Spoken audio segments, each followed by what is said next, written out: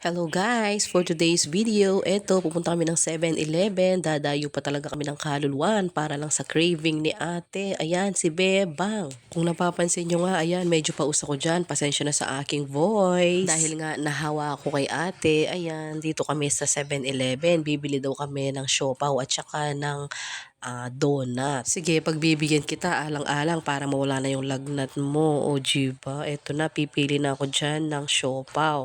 Isang asado at saka isang, ano ba yun? Basta yung kulay pula. Bahala kayo kung anong tawag. Umuwi nga kami dyan mga mare dahil nga isinauli namin yung hiniram naming kimona nung buwan ng wika. Sa kaluluwan ata, palagay ko ngayon pa lang daw ata sila magkikimona. Tapos sinuli ko rin yung sinuot ni ate na sinuot namin nung birthday ni Tito. So napadaan kami dito sa 7-Eleven. Abay, kinukulit na naman ako. O eto na nga, sige pagbigyan natin para lang mawala yung lagnat mo.